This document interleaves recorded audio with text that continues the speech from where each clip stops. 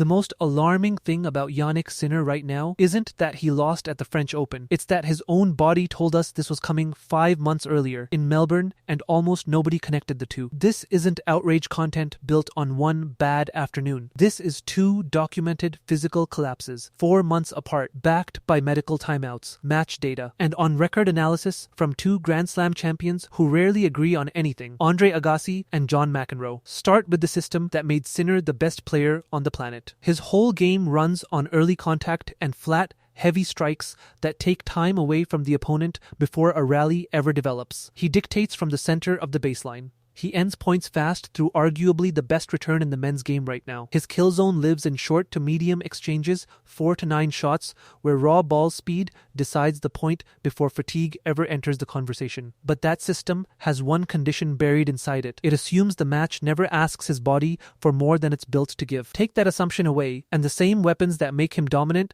start working against him. Not hypothetically, not in a throwaway first-round match. At Roland Garros, 2026, second round against world no. 56 Juan Manuel Cerundolo. Sinner led 6-3, 6-2, 5-1. Then he won 2 of the next 20 games. He needed a medical timeout for dizziness. He called himself very low in energy. A 30-match win streak, gone, in real time, on camera. Here's the exact crack, the kind a coach circles on a whiteboard, not the kind a headline writer invents. It isn't pressure, it isn't a weak forehand, it's heat plus extended match duration, past the point where his explosive movement pattern can keep refueling itself. He's now 0-9 in his career, in matches that cross 3 hours and 50 minutes. Agassi put a name on it from the TNT booth, the gap between being fit and being prepared. The warning sign was already there 5 months earlier in Melbourne, when the same heat-driven cramping forced a medical scare against an opponent ranked well outside the top 50 saved, only because officials closed the roof mid-match.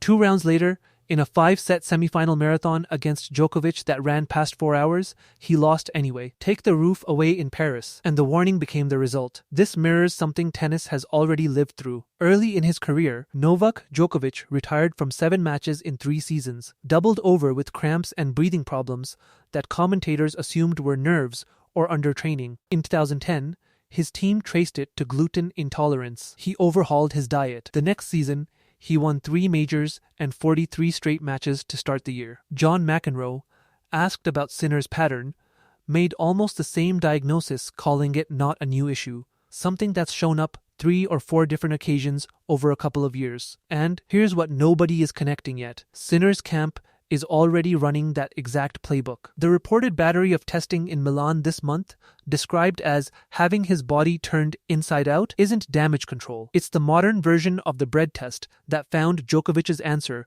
back in 2010. If they find what Djokovic's team found, the fix looks the same: boring, dietary, unglamorous, and historically transformative. Watch how he talked about each loss, because it tells you exactly where his head is. After Melbourne, he credited Djokovic's greatness and called the defeat painful but explainable. After Paris, he denied the heat was the cause at all, even while visibly breaking down on camera in real time. That's not arrogance. That's a player still externalizing a problem his own body is trying to internalize for him. Now, here's the honest case against this thesis. 2 data points in 1 season, both in extreme heat that could just be 2 unlucky draws, not a systemic flaw. He's still 30, 7-3 this year. He still became the youngest player in history to complete the career Golden Masters. He's still world no, won by a clear margin.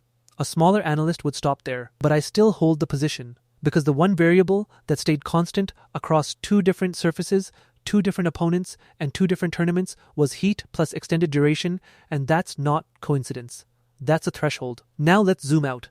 Heat policy is becoming its own storyline across the entire tour. Carlos Alcaraz barely survived a 5.5-hour marathon against Zverev in Melbourne before his own legs held up. An entire generation built on explosive baseline movement instead of classic serve and volley economy is now running into the same conditioning ceiling, 1 player, 1 tournament at a time. Now imagine this scenario. Wimbledon, center court, late July sun, deep into a 5th set, past the 3-hour mark, the crowd suddenly aware of exactly what they're watching. Not a tactical battle anymore, a physical one. That's the version of this story that turns World No. 1 into a cautionary tale, or into the same redemption arc tennis has already lived through once before. These are the numbers that matter. 0 and 9 in matches past 3 hours 50. 2 of 20 games won after that 5-1 lead collapsed in Paris. 2,000 ranking points sitting on the line at Wimbledon as the defending champion walks back onto grass. At the same career stage,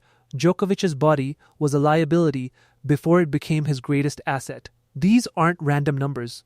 They're the fingerprints of a player entering the exact diagnostic window that precedes either a permanent flaw or a permanent fix. So here's my prediction, and I'm being specific. Before the US Open begins on August 24th, Jannik Sinner plays at least one match that crosses the 3-hour mark in genuine heat. When he does, you'll see one of two things: a visible physical break that extends this pattern, or a player who's clearly solved it, not a feeling, a documented, dateable call. So go back to Melbourne, a roof closing just in time. Then Paris, with no roof to save him. 2 warnings, 4 months apart, from the same body, about the same flaw. If Wimbledon goes the same way under that July sun, remember where you heard it first. Because we don't chase narratives here, we build them from the ground up.